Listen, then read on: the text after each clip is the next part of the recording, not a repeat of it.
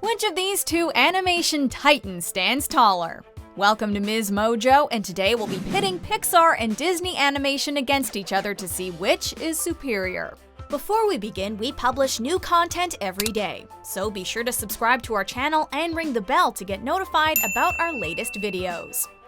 Both of these studios may be owned by the same company now, but their styles are distinctly different. Round 1. Animation Style. Pixar is renowned for their computer animated films, which they've specialized in almost exclusively since the studio's founding. Pixar especially excels at creating gorgeous, realistic textures while still allowing for fluid movement. Open ocean!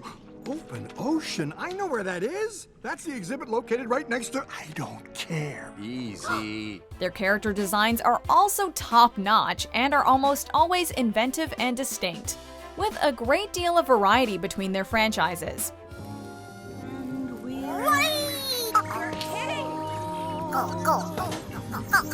Time runs out. While the animation of their early films is somewhat awkward by today's standards, especially when it comes to the human characters, Pixar helped set those standards, and their first films can still be appreciated. Just an ordinary blade of grass and a bead of dew, right? Flick, please. Wrong! It is, in fact, a telescope! Disney is an absolute giant in the world of animation. The company's work in traditional hand-drawn animation is among the most prolific throughout the world. Oh, Peter, it's just as I've always dreamed it would be. Disney's style has changed over the decades, though it arguably reached its peak in quality during the 1990s, at least in terms of 2D animation. Look, Simba.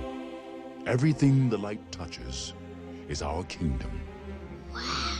Their work in computer animated films has been comparatively recent, and while it's taken them a while, their later efforts rival even Pixar's quality. For all its strides in animation, though, Disney has not been without its missteps, and when they've fallen hard. Just ignore them, and perhaps they'll go away. This was already a really close matchup, and while it's not a knock against Pixar, we do feel that Disney's greater variety in media gives them a slight advantage, securing them the victory. Winner, Disney. Oh, how can I ever... Oh, thank you so much. Round 2. Characterization. Characters in Pixar films are complex creatures. Sometimes literally. They're rarely without fault, and oftentimes they contend with their own choices as much as with an external foe or threat. You can't change nature. Change is nature, Dad. The part that we can influence. And it starts when we decide. Their fears and desires are on full display, helping make them sympathetic and giving the audience greater insight into their motivations. This complexity extends to the heroes and villains alike, adding some nice shades of gray to both sides that makes the heroes not entirely good and the villains not entirely bad. But by then, it was too late.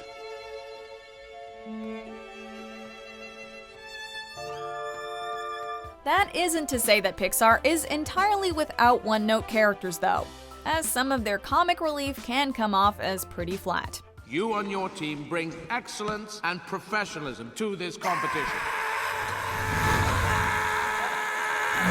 Someone get me water! Oh, quick relief. Disney characters lean more towards archetypes. Their protagonists are good and the antagonists are bad, and faults among the former and sympathies for the latter are few and far between. I'll get even. Just wait. You'll be sorry. You fools. You idiots! While the motivations and desires of the characters are explored, frequently through song, they're not always relatable or emotionally driven, so they can still come off as characters rather than people if you get our meaning.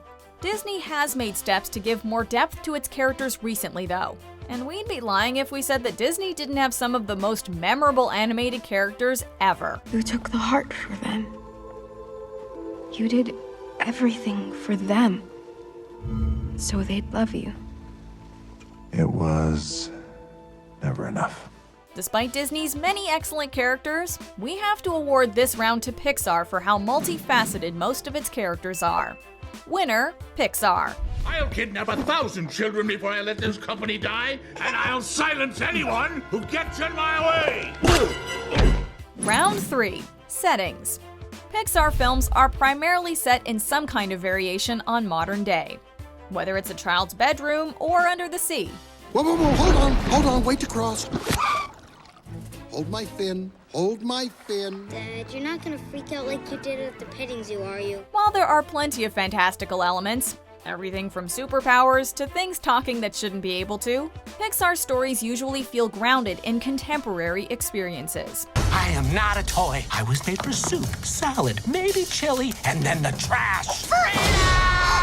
This lends itself well to world building, since the real world is often used as a jumping-off point, helping the settings feel expansive and lived in. Even so, this kind of intricacy can backfire sometimes, as it can invite all sorts of questions about the nature of the worlds involved. I'm Mia. I'm Pia. We're like your biggest fans. I love being men. Disney movies, on the other hand, favor more fantastic settings. Disney's bread and butter has definitely been fairy tales, which are often set in the past or in fantastical worlds. If I had a world of my own, everything would be nonsense. Nothing would be what it is, because everything would be what it isn't. Although the films themselves can inspire plenty of wonder, the settings don't always engender the same feelings. Oh, come on, it's a palace made of ice. Ice is my life. The world building can feel relatively shallow sometimes, which, in addition to being mainly in non-contemporary time periods, is also the result of a lack of locations, though the latter was probably a symptom of the limitations of traditional animation. Even so, Disney has featured some spectacular locales, and their computer-animated films have since taken some notes from Pixar's strategy. While we love Disney's fantastic settings, fantasy isn't always believable. And Pixar makes us believe, even if it does make us question things a bit too much sometimes. Winner, Pixar. Round 4. Music.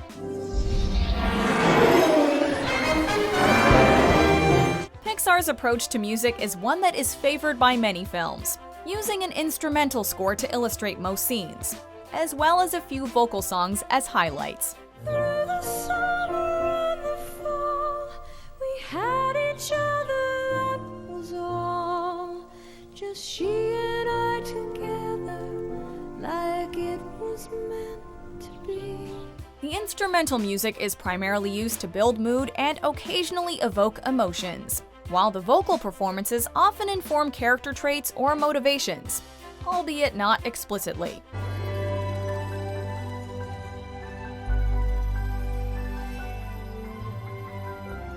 This approach can make the music of some of their films feel somewhat forgettable, although the songs with lyrics are almost always memorable, and occasionally worthy of winning an Academy Award. Remember me, though I have to say goodbye.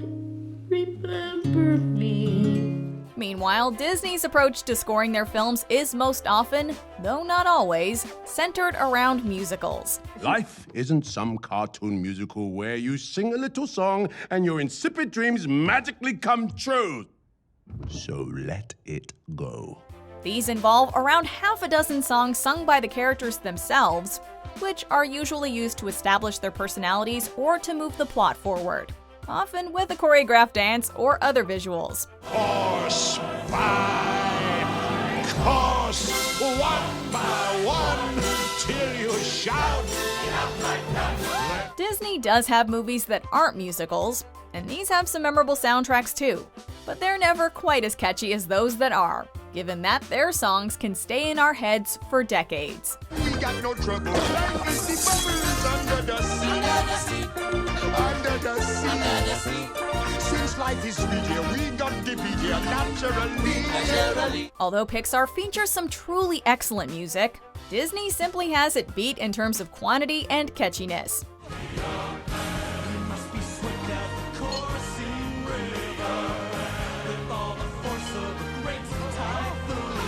This round goes to Disney, leaving us tied.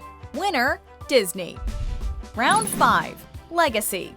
Pixar is one of the pioneering animation studios for computer animation, and essentially popularized the practice by demonstrating its potential through smash hits like Toy Story. Happy birthday! Yes! You're flying! This isn't flying, this is falling with style. To infinity and beyond! The majority of Pixar's films have been popular with critics and audiences alike. And even their less beloved films have often been successes at the box office or through merchandising at least. Wow. You are about to become the biggest brand in racing. Pixar's record of success and overall general quality are exceptional. Even so, given that the company was founded in 1986, it obviously hasn't been around as long as Disney has. Ellie is so beautiful. We made it. We made it! Disney is also a hugely influential animation studio, popularizing animation in film as well as in general.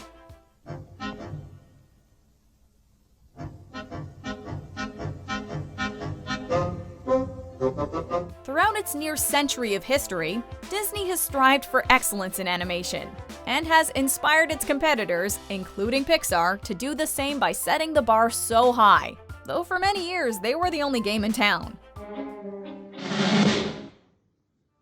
Granted, they've had some rough patches, such as their post-Renaissance slump and all those subpar direct-to-video sequels, but any studio that's lasted this long is bound to have some failures along the way. Because even miracles take a little time. This was a close call, but ultimately we had to choose Disney. Pixar may have an excellent track record and influence over computer animation, but Disney's been around 3 times as long. And without it, we probably wouldn't have Pixar in the first place. Winner, Disney. When you wish upon a star, your dreams come true. Do you agree with our picks? Check out this other recent clip from MsMojo. And be sure to subscribe and ring the bell to be notified about our latest videos.